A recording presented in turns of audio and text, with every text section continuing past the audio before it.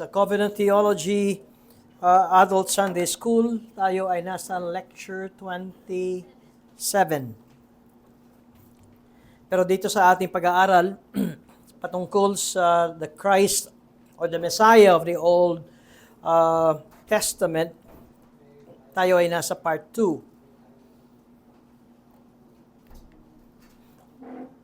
Muli nating sinasariwa, ito ang position ng Reformed Baptist and also katulad ito ng position ng Westminster Confession of Faith. Ito yung mga Reformed Presbyterian churches na mayroong 3 covenant na tayong pinag-aaralan. Pag sinabing covenant theology, ang tinitingnan natin dito ay ang tipan ng Diyos sa tao. And by the way, gusto kong sabihin na ang covenant theology ng Diyos sa tao is not a natural way of relationship ng Diyos. Hindi ito natural. Ano ang natural na relasyon ng Diyos? Kung babasahin ko sa inyo sa wikang Tagalog, ang chapter 7 ng ating Confession of Faith, naroon sa paragraph 1, na sinasabi na, tignan ko lamang ang ating confession.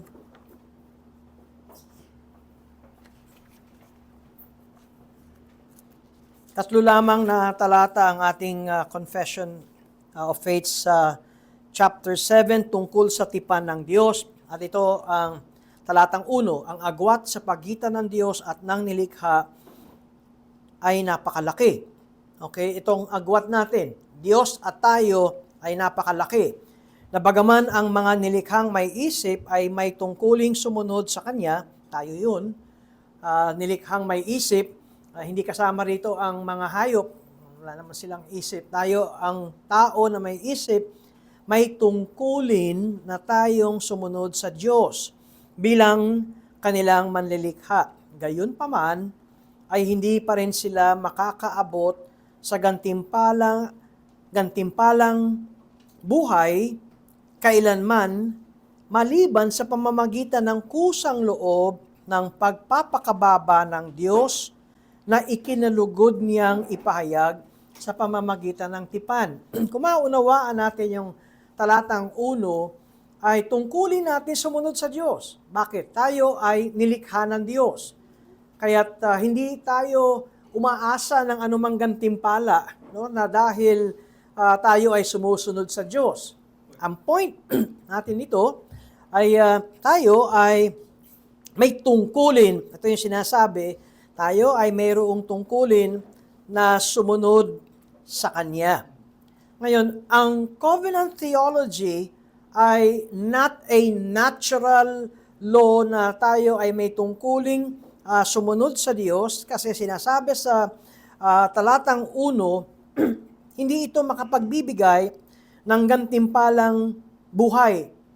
Ngayon, ang tipan ng Diyos ay ang pagpapakumbaba ng Diyos, at dito tayo ay magkakaroon ng gantimpala ng buhay. Kaya pag pinag-uusapan natin ang covenant theology, ay ito ay ang paraan na biyayaan at gantimpalaan ng Diyos ang tao.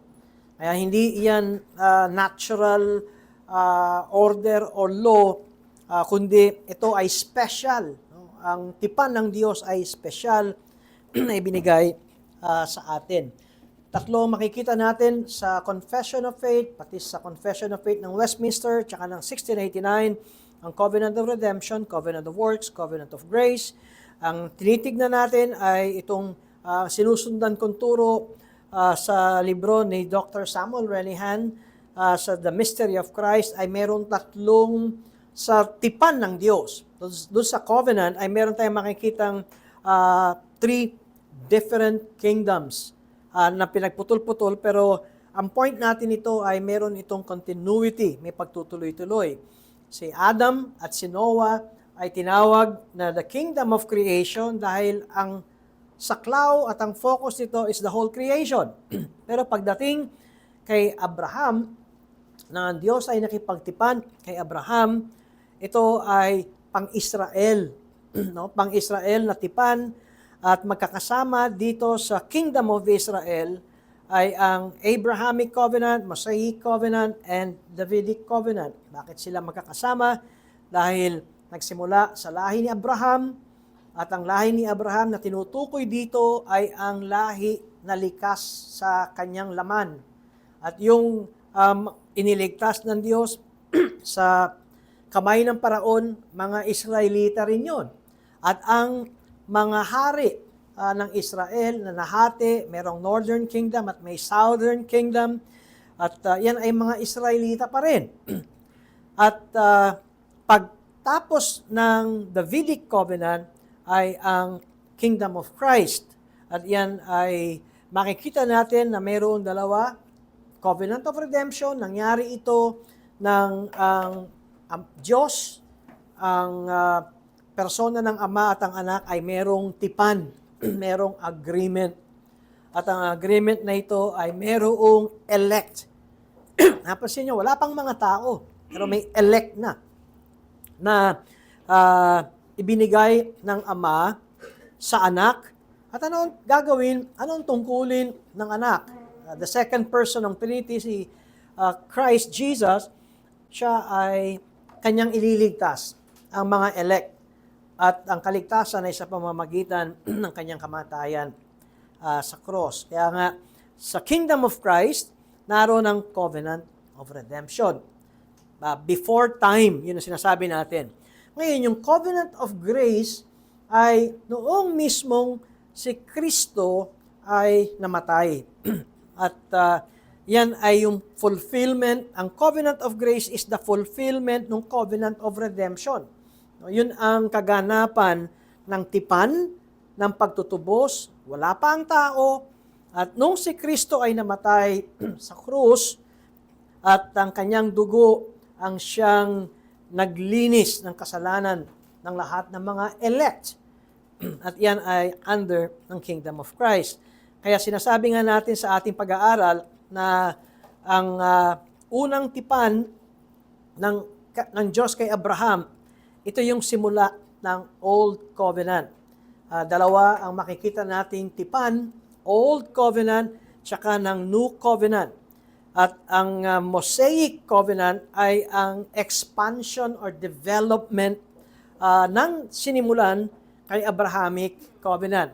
Kaya para bang yung kay Adan at kay Noe ay nakafocus sa buong mundo, at pagkatapos ay nag-zoom in at tinignan sa isang tao na si Abraham, ay mayroong binigay na tipan ang Diyos. At sinasabi natin sa pag-aaral, ang tipan ay mayroong two parties, at ang Diyos ang laging nagbibigay at nauuna na magbigay ng kanyang tipan.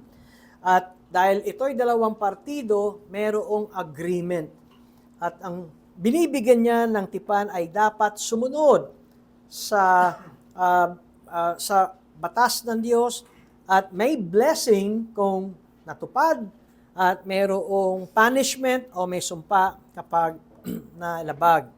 Ngayon, ganoon na nangyari kay Adan, kung kaya siya ay pinalayas kasama ang kanyang asawa, hindi niya natupad ang tipan ng Diyos. At ngayon, tinitingnan natin ang Davidic Covenant. Ito yung tipan na sa lahi ni David ay mayroong laging hari na mangunguna at mamumuno sa Israel. At yan ay nasa tribe na ng Judah. At sinasabi natin, dito natatapos ang Old Covenant. So pagtapos nito ay papasok na ang New Covenant. Ngayon, sa pag-aaral din natin, tignan ninyo, ang Old Covenant ay Abrahamic, Mosaic, tsaka Davidic. Tingnan ninyo ang tinuturo nito. God's covenant must be obeyed. Ang pagkakaiba ng 1689 federalism tsaka ng tinatawag nating classical theology na hinahawakan din ng Reformed Baptist. Huwag tayong magulat na sa Reformed Baptist ay mayroong humahawak sa classical covenant theology. At pag sinabi natin, ano ba yung classical covenant theology?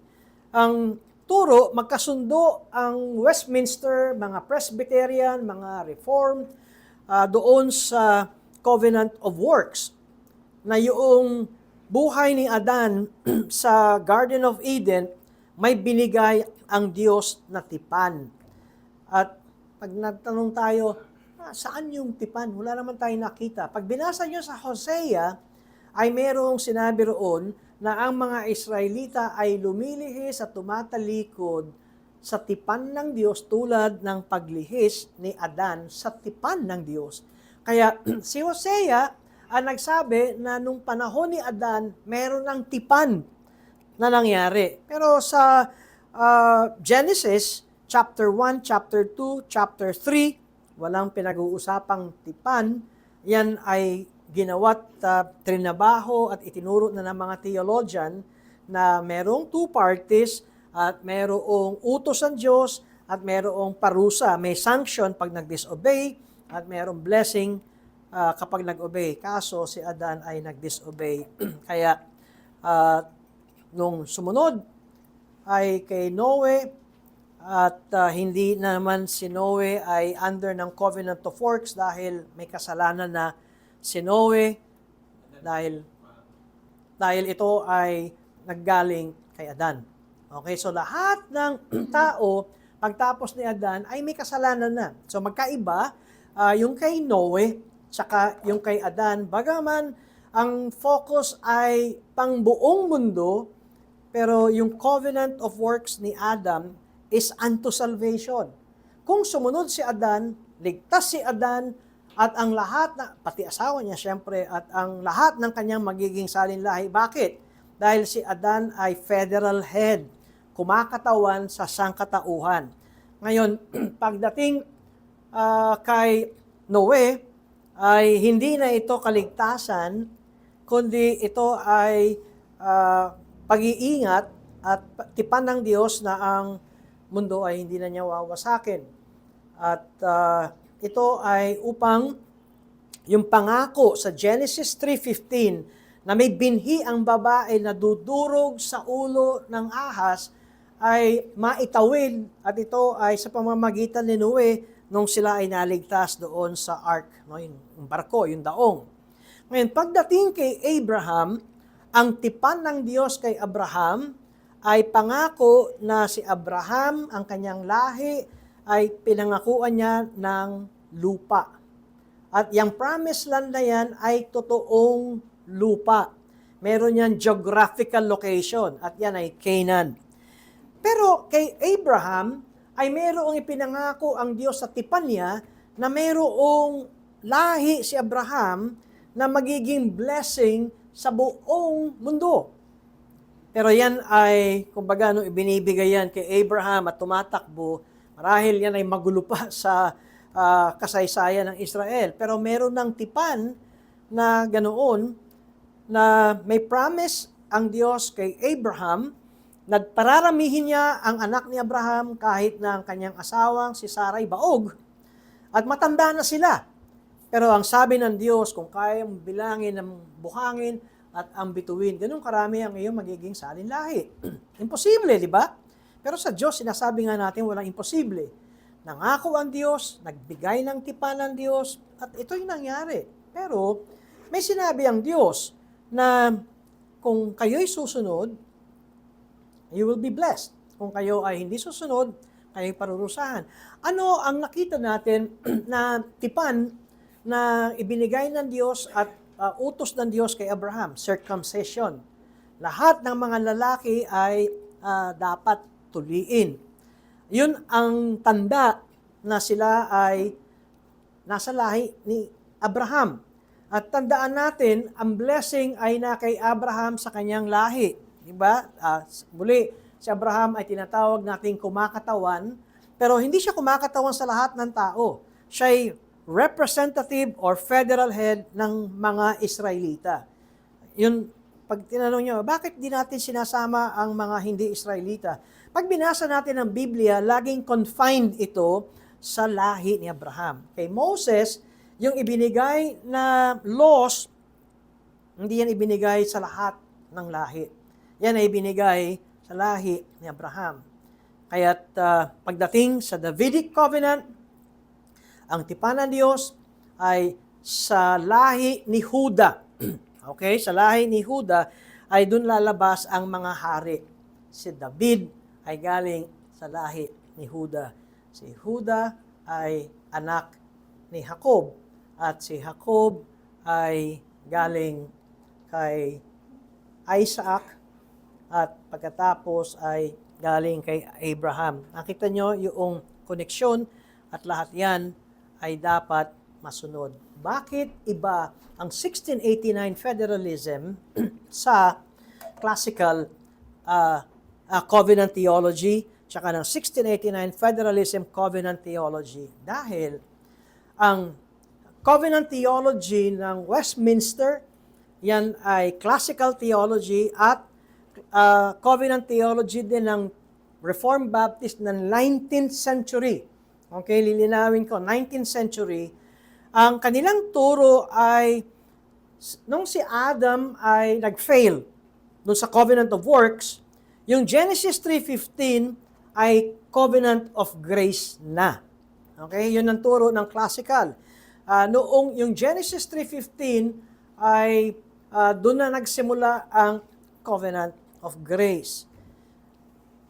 Kung bibigyan natin ng definition sa ating pag-aaral, ang covenant ay may dalawang partido at mayroong agreement, may blessing at may cursing, may blessing kung sumunod at may sumpa kung lumabag, at pagkatapos ang Diyos ay nagbibigay ng tipan. Doon lamang sa Genesis 3:15 plus definition ng covenant, hindi papasok yun. Kasi ang kausap ng Diyos doon ay sino? Hindi si Adan, hindi si Eva, kundi yung ahas. Makikipagtipan ba ang Diyos sa ahas? Susunod ba ang ahas sa Diyos? So, hindi yun pumapasok sa covenant at hindi yun ang covenant of grace. Pero, sa confession ng 1689, Baptist Confession of Faith, ang sinasabi doon sa paragraph 3, nagsimula na sa Genesis 3:15 ang pangako. Ang pangako ay hindi tipan. Yun ang sinasabi natin sa ating pag-aaral. Kaya dito sa point ng ating, babalikan natin to, yung point natin, ang Abrahamic Covenant is the beginning of the Old Covenant, Mosaic Covenant is the development of the Abrahamic Covenant, Davidic Covenant is the consummation of the Old Covenant. Bakit hindi kasama si Adam tsaka si Noe? Dahil ang covenant sa kanila ay buong tao, lahat ng tao. Pagpasok kay Abraham, ang tipan ay sa special at tinawag na pinili ng Diyos. Nandun yung word na chosen people of God, mga pinili ng Diyos. Ang pagkakaiba sa confession of faith or sa understanding ng 1689, federalism, covenant theology ay ito.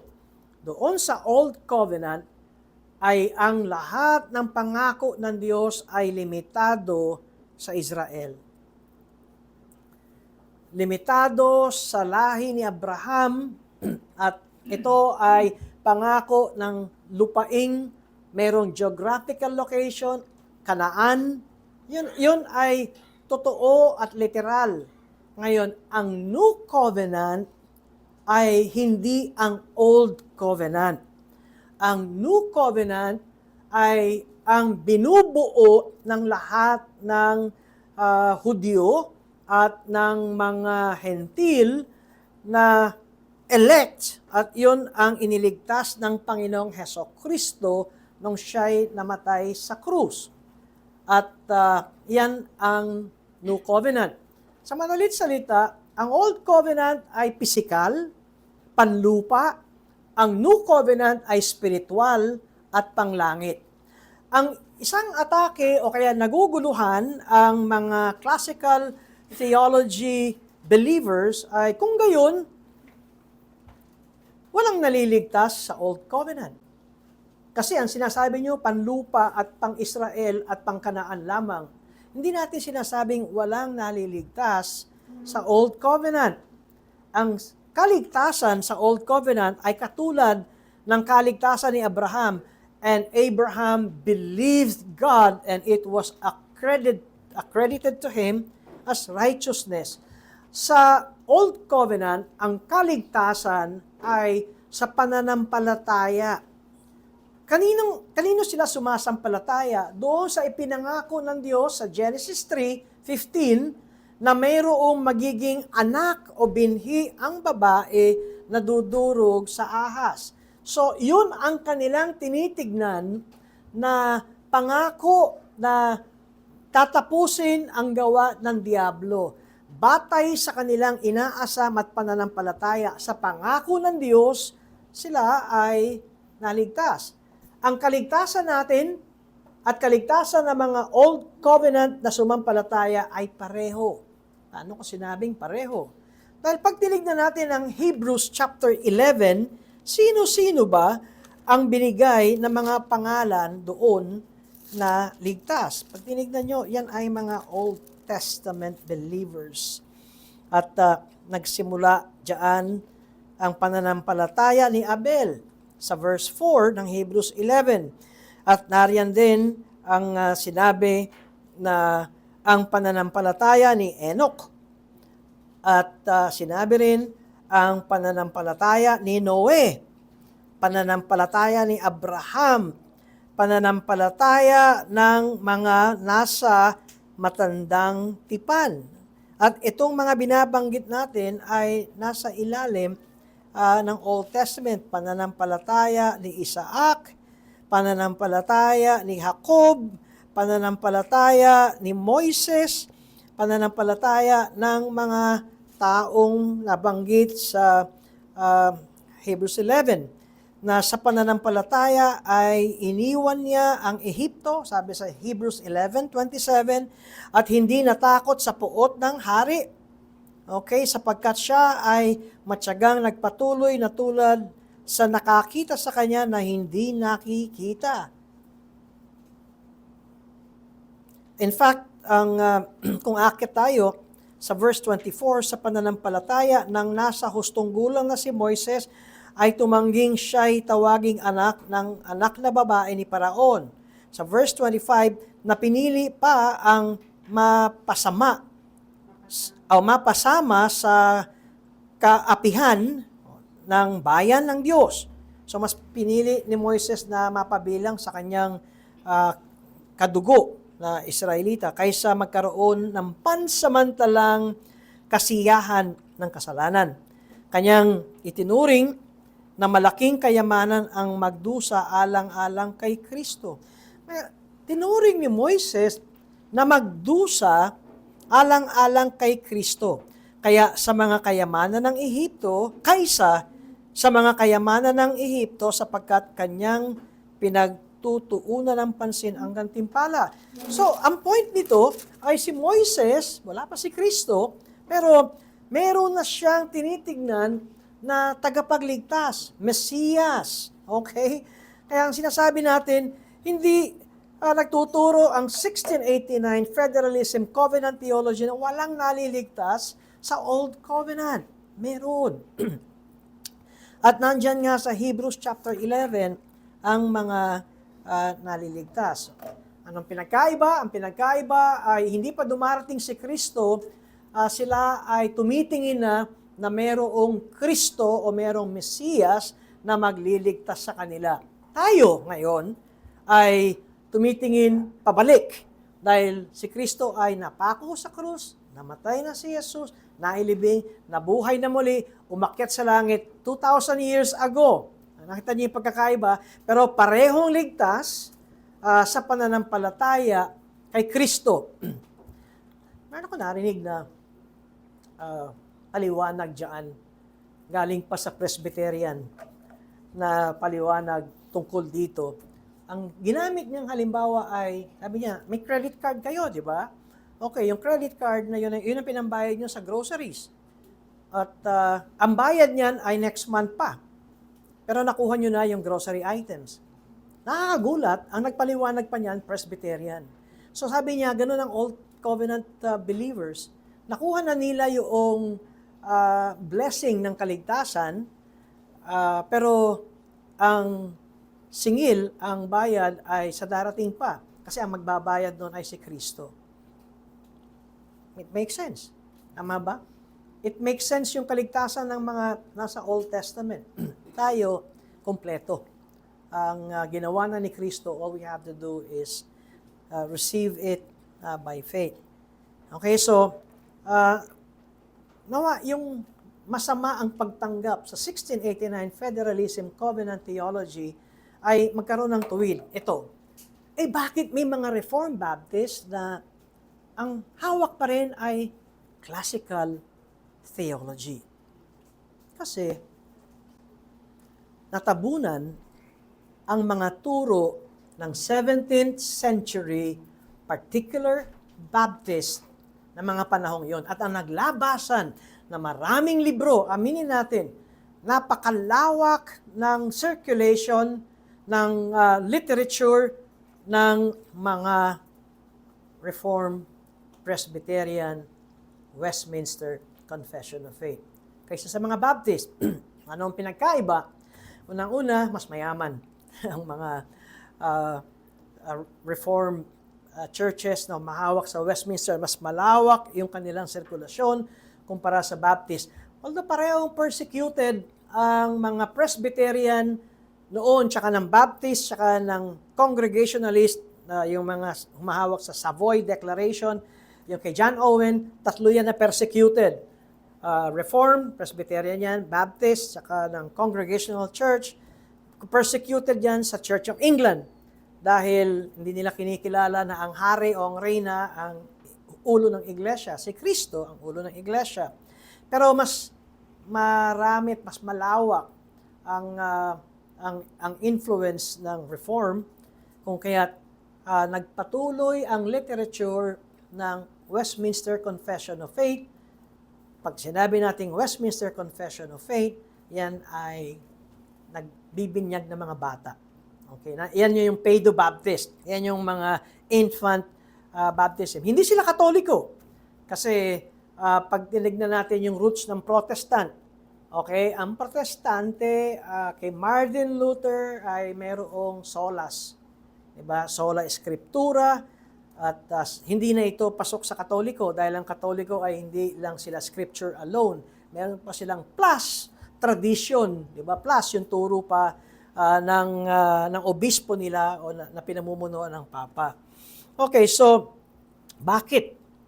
Mayroong Reformed Baptist at ang isa dito nga na sinasabi kong Reformed Baptist na meron akong textbook ay si Greg Nichols.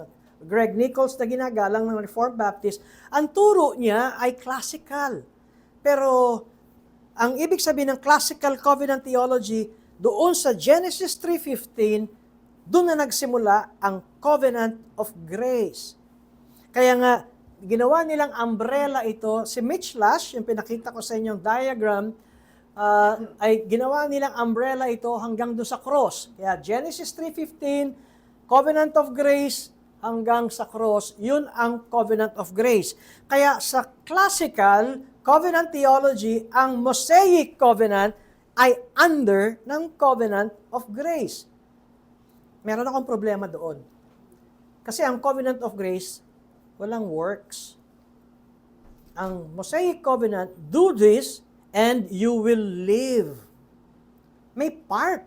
Gusto mong ikaw ay maligtas? Gawin mo ito.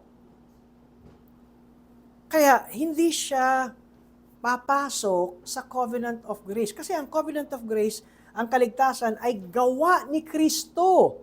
Hindi natin gawa. Kaya nga kapag binubulungan tayo ng diablong hindi kaligtas, ang ating sinasabi, ang salita ng Diyos. May kukonekta natin yung sermon kanina na established, settled sa langit at sa sangkatauhan ng tao, and it has an eternal promises of God. Yun ang pinangahawakan natin. Kaya, paanong covenant of grace ang Mosaic covenant, samantalang ang sukatan niyan ay ano? You must obey. Yan yung term ng Old Covenant. You must obey. Kaya, ano ang position ng classical covenant theology? There is only one covenant. Pero merong dalawang, ano yung term na ginamit nila? Administration. Ano bang administration? Ganito, ang administration. Or, ano ba? Ganito na lang siguro. Isang covenant lang yan, isang tao lang yan. Kaya lang, doon sa Old Testament, ang suot niya ay nakamaong, naka-t-shirt. Pero isang tao lang yan. Pero pagdating ng New Covenant, mga kurbata na yan. Long sleeves. Pero isang tao lang. Okay, so siguro, naunawa natin yung one covenant with two administrations. Sa 1689, federalism, ang covenant theology ay hindi isa, dalawa. Pero, mayroong connection, pero magkaiba. Kasi, ang covenant ng Old Covenant, do this and you will live. Ang New Covenant, or Covenant of Grace, believe and you will live. Pareho ba yun? Hindi pareho yun. Pero sinasabi natin, these are two distinct covenants, pero merong siyang relationship. Ano yung sinabi ni Christ? Naparito ako, I came here not to abolish the law, but to fulfill it. Si Kristo ang fulfillment ng Old Covenant. Kaya sa ating pag-aaral, sabi natin, ano ang purpose ng Old Covenant? Hindi, bagamat magkaiba, pero tingnan niyo yung connection. The Old Covenant is to provide the Messiah. Ang Messiah is Hebrew word, ang Greek word is Christ. Kaya siya ang nagdadala kay Kristo. Simula kay Abraham. Diba? Kung tutuusin, nangako na ang Diyos sa Genesis 3:15 na mayroong binhi ang babae na dudurog sa ulo, itinawid yun kay Noe. Si Noe ay nilagay sa ark, sa daong, sa barko, para wag mamatay. Lahat ng tao ay namatay. At nagsimula uling dumami ang tao. Dito kay Noe ay pumasok ang lahi ni Abraham. Okay? Si Abraham ay pinangakuan sa lahi ni Abraham. Kaya pag nakita natin yung genealogy, sa lahi ni Abraham ay merong hari. At sa lahi ni Abraham ay itong mga hari na ito ay galing na yan sa lahi ni Juda.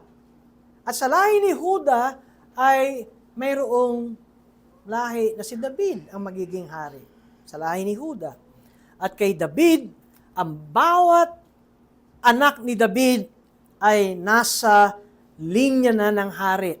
Kaya nga yung Davidic Covenant ay mayroong kingly line. Okay? Kaya nga, sinasabi natin dito, ito ang layunin ng Old Covenant. At nakita rin natin, sinabi ni Apostle Paul sa New Testament, na mayroong plural na pangako ang Diyos. Covenants of promise. Balikan natin yung ating confession of faith doon sa promise. Ang pangako ay binigay kay Adan. Tapos marami ng covenants. This covenant, paragraph 3, is revealed in the gospel, first of all, to Adam, in the promise. Tingnan nyo, ha? Good news na yung Genesis 3:15. Tama, gospel. Pero yan ay pangako. In the promise of salvation by the seed of the woman and afterwards by further steps. Kaya makita niyo yung covenants until the full discovery thereof was completed in the New Testament. At sinasabi natin, yung progreso ng Old Covenant, yung progreso ng Abrahamic Covenant, Mosaic Covenant, Davidic Covenant, ay may expansion, at yung covenants of promise na yan, it was expanded sa pamamagitan ng typology. Binigyan natin ng definition ang typology, at sa scriptural passage ay yung anino, typology ay anino, at saka yung totoo. Ngayon sa Hebrews 10 verse 1 ay sinasabing yung law. Pag sinabing law, yan ay ang Mosaic law, di ba? At antimano, sinasabi natin ang Mosaic law. Ngayon, pag sinabi natin Mosaic law, yan ay ang expansion ng Abrahamic covenant. So simula doon sa nakikita nating law ay sinasabing it has but a shadow. Ito ay anino lamang of the good things to come. Ngayon, ang typology ay pagsasabing hindi ito totoo, pero ito ay tumatakbo na, pero ito ay hindi pa maliwanag. Ito ay anino pa lamang of the good things to come instead of the true form. And so, ang law, shadow, meaning hindi iyan ang true form of these realities. It can never, by the same sacrifices that are continually offered every year, make perfect those who draw near. Ibig sabihin, yung animal sacrifices, hindi yan nakapaglilinis ng konsyensya. Sa Hebrews, ang nalilinis niyan ay ang kanilang flesh, the purification of the flesh. Kung ginagawa nila yung animal sacrifices, wala sila sa hatol ng Diyos. Sila ay mananatili sa Canaan, sa Promised Land. Pero hindi yun ang kaligtasan ng ating kaluluwa. Ang makapagliligtas sa atin ay hindi ang dugo ng hayop, kundi ang dugo ni Kristo. Ayan ang halimbawa ng sinasabi natin ng typology. At tingnan ninyo, from shadow to substance. Ang anino, typology, ang isang term diyan, type, tapos yung realidad ay antitype. Ang anino at ang totoo, yan, from shadow to substance. Sa Old Covenant, lupain ng Kanaan. Literal na lupa. Sa New Covenant, ay a greater land. Sa Old Covenant, yung sacrificial system na dugo ng hayop, sa New Covenant, is a greater sacrifice. Pag binasa natin ng Hebrews, ang isang makikita natin, depende siguro sa English version ninyo, it would either be a better sacrifice o a greater sacrifice ang ginagamit sa English. So, merong sacrifice sa Old Covenant, pero may better sacrifice sa New Covenant. Kaya nga, yung priestly lineage, ang pinakikita ay greater, mas better yung high priest. Lahat nito, pag nakita ninyo, ay spiritual. Si Kristo, ang high priest, ang greater land ay, bagamat meron tayo makikitang literal na lupa, New Jerusalem, di ba, the new heavens and the new earth, pero lahat yan ay more on spiritual blessings. Yung tagumpay ni David, tagumpay ni Kristo, yung greater son of David, nung kanyang winakasan ang kapangyarihan ng Diablo nung siya ay namatay sa krus. At yung people of Abraham na pagkarami-rami sa kanyang katawan, ano sinabi ng Diyos kay Abraham? If you can count the stars and the sand. Ngayon, kung i-spiritualizein ko, yung stars ay makalangit. Diba? Yan ay spiritual. Kaya tayo ay, maaari nating tawagin si Abraham ay ating ama, pero hindi ama sa laman, kundi siya ay ating Father Abraham sa pananampalataya. Okay? Hindi tayo mga Hudyo, pero si Abraham ay ating ama katulad ng siya ay sumampalataya sa Diyos. Tayo rin ay sumampalataya kay Kristo. Kaya dito ang pagkakaiba kay Abraham, exclusive na mga Israelita. Pero sa better covenant, sa new covenant, ay tinawag ni Dr. Sam Renihan, na transnational people. Meaning, binubuo ng mga Israelita, ng mga Hudyo, at ng mga Hentil. At yung Exodus sa Old Testament, yung paglabas nila sa kamay ng Paraon, yan ay type, yan ay anino ng kaligtasan natin sa kasalanan. At saka yung Passover na sila'y pinatay dahil wala silang dugo sa kanilang hamba doon sa doorpost, yan ay pagpapakita na if you are an unbeliever, kung hindi ka na kay Kristo, di ba? Kung ikaw ay hindi naligtas sa kamatayan ni Kristo, ikaw ay may hatol ng kamatayan. Ang Passover, niluksuhan ka ng kamatayan, ng parusa ng Diyos. At ang luluksuhan ng puot ng Diyos ay ang sumampalataya kay Kristo. Hindi ka na, sabi niya, kung ang sino man ay na kay Kristo, ikaw ay isa ng bagong nilalang. Wala ka na sa ilalim ng paghahaton. Mga kapatid, bakit pinag-aaralan natin ito? Ay dahil kamtan mo man ang kayamanan ng buong mundo, napapahamak ang iyong kaluluwa, ang iyong babagsakan ay puot at parusa ng Diyos nang wala ng katapusan. Kung ikaw ay ligtas, sumampalataya kay Kristo, maaring yagit ka, in term na yagit, sa mundong ito. Pero yan ay panandalian lamang. Dahil ang lahat ay may pangwalang hanggang kaparusahan, at pangwalang hanggang biyaya at buhay na kasama ang Diyos at ang mga anak ng Diyos.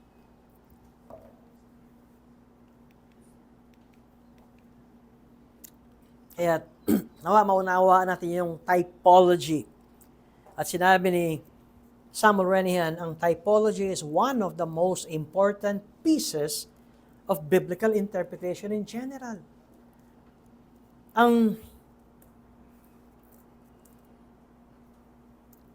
ating sanang makita ng ating mga Reformed Baptist brethren na humahawak pa rin sa classical covenant theology ay balikan ang proper interpretation ng Bible. Alam niyo, lagi natin sinasabi at kino-quote natin si Augustine kung makita natin, sabi ni Augustine, ang tamang magi-interpret ng Old Testament ay ang New Testament. Okay. Kaya kapag meron tayong diskusyon bawa yung covenant theology na ito, ano ba ang sinasabi ng New Testament para maunawaan natin ang Old Testament? At tingnan natin ang New Covenant or Covenant of Grace para maunawaan natin ang Old Covenant, na in a sense ay pag nakita natin ang Old Covenant, yan ay Covenant of Works. Diba ang Old Covenant, gawin ninyo. Pero, sabi nga natin, ang ginagawa ng Old Covenant ay inihahatid ng Old Covenant ang New Covenant kasi sa Old Covenant, walang makagagawa ng utos ng Diyos. At dahil walang makagagawa sa utos ng Diyos, may hinihintay tayo na gagawa para sa atin. Okay, kaya sa pag-aaral natin ito, ay nandun yung progress. No? Bagaman sinasabi natin ito ay two different covenants, pero may karugtong ito at mayroong hinihintay na isang anak si Abraham at yan ay lalabas kay David at mayroong inihintay na isang anak ni David na magiging hari at yan ang Kristo. Yan ang Mesiyas. Kung bakit sinasabi nating magkaiba ang Old Covenant, pagdating ni Kristo, ang sinabi ni Kristo, totoo, hindi niya inabolish ang Old Covenant kasi lahat yun ay tumuturo sa Kanya. Pero nung dumating na si Kristo, ang sabi niya, I came here to fulfill it. Kaya nung dumating na si Kristo, ang lahat ng Old Covenant ay tapos na. At ngayon ay ang New Covenant. Hindi ko alam, mahirap bang maintindihan yun? Pero hanggang sa ngayon, yan pa rin ang debate ng mga Reformed Baptists ng may classical covenant theology at ng mayroong 1689 federalism covenant theology. Ang sinasabi ng mga Reformed Baptist na humahawak sa classical covenant theology ay yung 1689 Federalism Covenant Theology. Bago lang yan. Novel doctrine yan. Sabi ko nga ay beg to differ, ang paliwanag bago lang uli lumabas sa atin. Pero pagka tinignan natin at inugat natin ang historical development ng Reformed Baptist ay 17th century, even prior pa ng 17th century, ay nariyan na yan. May pinost si Brother Ralph sa ating group chat, yung paper ni Pastor Joseph Mangahas. Hindi siya easy to read. Si Pastor Joseph, pag sumulat, talagang sabi ko nga pang Bible school student.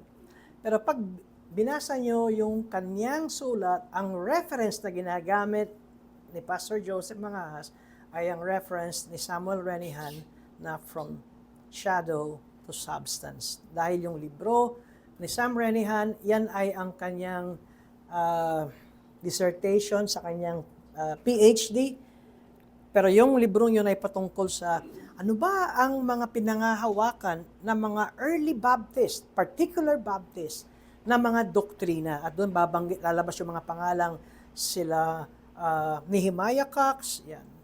At meron pang mga iba siyang nilagay na mga pangalan na nababanggit ko. Kaya ang point nito ay ngayon ay lumalabas na uli ang mga literature ng 1689 Federalism dahil ngayon ay merong willing na mag-print na mga publisher nito. Pero hindi yan bago. Yan ay 17th century pa na natabunan.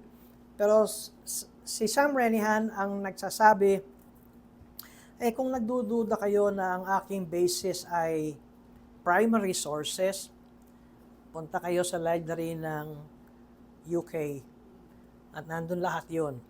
Ngayon, mamili kayo, gagastos kayo ng pamasahe at airfare o basahin niyo yung libro ko at nandun naman, nandun sa footnotes lahat ang sources. And so, ito ang nais kong tingnan natin ng mga Israelita. Dalawa ang, kung ilalagay natin sa panahon ng mga Israelita, hindi nawawala yung kanilang paghihintay ng Mesiyas. Saan galing yun? Genesis 3:15. Tapos ito ay lumiwanag sa pangako at tipan ng Diyos kay Abraham at laging nasasariwa sa kanila ito. Pinalawig ito ni Moises. Kaya nga si Moises ay meron sa kanyang Mosaic law na merong special na turo at batas kung anong gagawin ng hari ng Israel. Diba? Siya ay kinakailangan gumawa ng kopya. Siya ang susulat ng law, yung lahat. So yung law at babasahin niya ito ng hari araw at gabi para ito ay masunod niya at ito ay maituro sa mga tao. Ngayon, wala pang hari kay Moses, pero ina-anticipate na yan ni Moses batay sa tipan ng Diyos na magkakaroon ng hari sa kanilang lahi. At alam nila na yan ay lalabas sa lahi ni David. Yung present na kanilang Messiah, ang isang term dyan ay Christ. At yan ay the Anointed One. Kapag nababasa natin sa Old Testament ang Messiah or Anointed One, ang nasa isip ng mga Israelita, hari yan. Huwag na muna tayo lumundag kay Kristo. Yan ay hari. Dahil ang kanilang nasa isip, ang tipan ng Diyos sa Israel ay through the Davidic covenant. Okay? Ang hari ay lalabas sa lahi ni David. Si David ay galing sa tribo ni Juda. So, ang blessing ng Israel ay nasa hari. Kaya nga sabi ko nga sa inyo, yung hari ang Messiah. Yung hari ang Mesiyas nila, ang pag-asa nila ay ang hari. Kung ang hari ay mabuti, may blessing ang Israel. Kung ang hari ay masama, may sumpa ang Israel. Nahati ang Israel, merong Northern Kingdom at merong Southern Kingdom. Lahat ng hari sa Northern Kingdom ay masama. Nagawa sila ng kanilang bagong relihiyon. Sa lahi ni David, sa Southern Kingdom, ay mas maraming masamang hari, pero mayroon namang good kings. May mabuting hari. At dito tumutuloy ka, gusto kong makita natin na ang punto nito, lalo na yung Book of Psalms, pag binabasa natin yung Book of Psalms, ang konteksto noon, sila ay naghihintay ng hari na magliligtas sa kanila. Kaso, laging palpak. Laging sila ay napapahamak. Alam niyo kung bakit? Dahil ang hari ang siyang representative ng buong kaharian. Bawa ng buong Israel. O ngayon ay buong Hudyo. Kung ang hari ay mabuti, mabe-blessed ang kaharian ng Hudyo. Kung ang hari ay masama, sila ay parurusahan. Kaya, yung hinihintay nila na sinasabi nilang Davidic king, nung namatay si David, hindi pala ito ang Mesiyas. Hindi pala ito ang Mesiyas. Nung namatay si Solomon, hindi pala ito ang Mesiyas. At nung namatay ang mga hari, pag masama yung hari ng mga Hudyo, ang prayer nila, sana mamatay ka na. Di ba? Kasi masama. Kami ay pinaparusahan ng Diyos. Kasi ikaw ay wicked. Ngayon, bakit ganun? Kasi ang covenant ng Diyos ay nasa haring kay David. And so, as a federal head, kung ang hari, so as the king, sabi nga as the king goes, ganun din ang kaharian. If the king is good, the kingdom will be blessed. If the king is bad, the kingdom will be cursed. Kaya merong mga nagpe-pray, sa palagay ko lang, wala naman ako nabasang sana mamatay ka na. Pero sa tingin ko, kung nakita nilang wicked king, Lord, bigyan mo na kami ng good king. At kapag good king yan, ito na ba ang makapagliligtas sa atin? Tapos namatay din siya.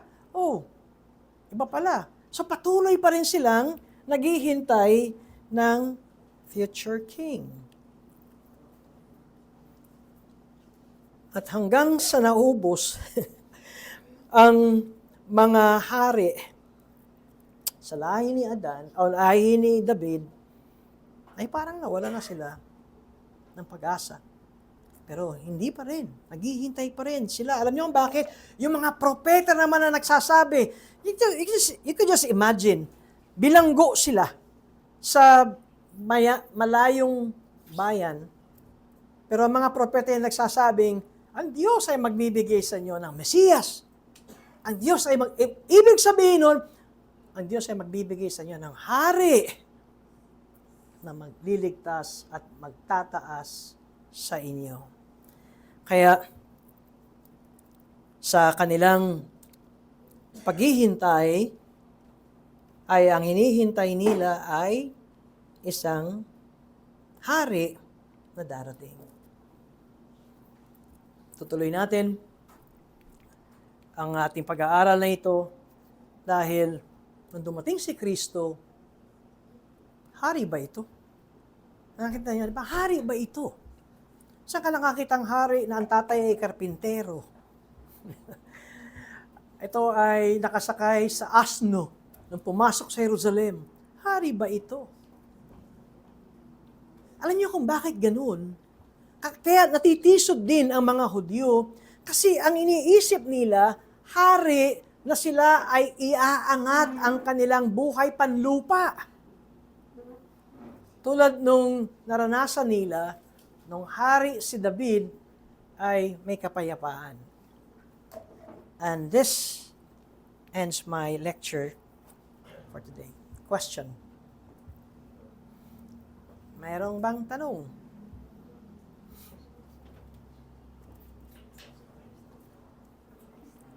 May tanong. Kung may pangako ganyan, may pangako din ba kung kailan makikita talaga ng malinaw ng bansa ng Israel ang talagang mensahes na hinihintay ang bansang Israel. ay May pangako ba sa Bible na sinasabing darating ang araw na makikita mismo ng bansang Israel ang Mesiyas na ipinangako? Yung makikita niya talaga yung mismong bansang Israel. yun ang dalangin ni Pablo. Sabi nga ni Pablo, kung pagpapalit ko yung sarili ko, ako na'y mapahamak, ang aking mga kababayan ang makakita sa Israel. At yan ay isang theological position din ng magkakaroon ng revival sa Israel and they will be saved. At ang sa akin, kung akong tatanungin, ay mayroong eksaktong bilang ang Diyos sa mga elect. At ang elect na ito ay eksaktong bilang ng mga Hudyo at ng mga Hentil. Ngayon, maliwanag na sa plano talaga ng Diyos. Pag nakita natin kung minsan ang sinasabi, ang plano ng Diyos ay nagsimula sa Israel, kaya't ang mga Hentil ay dugtong lamang. I beg to differ, I beg to disagree. Ang plano ng Diyos doon sa Covenant of Redemption, elect. At sabi ko nga, ang proper interpretation ng Old Testament ay ang New Testament. At ang sinasabi sa New Testament ay, before the foundations of the world, pinili na kayo. Diba sa Ephesians? And so, ang plano ng Diyos talaga ay ang church na binubuo ng Jew and Gentile. Ngayon, yung maliligtas ang buong Israel is a theological position ng may humahawak pa rin doon sa ganun, which I beg to differ. Kaya sabi ko, para sa akin, ay yung buong Israel, kawawa naman yung mga nangamatay. Na sila ay nangamatay na hindi dumating yun.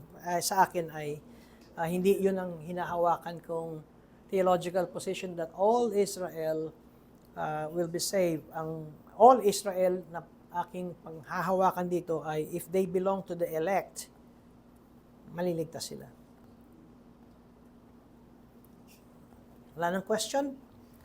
Okay, we're still on time, kaya salamat sa aking timer.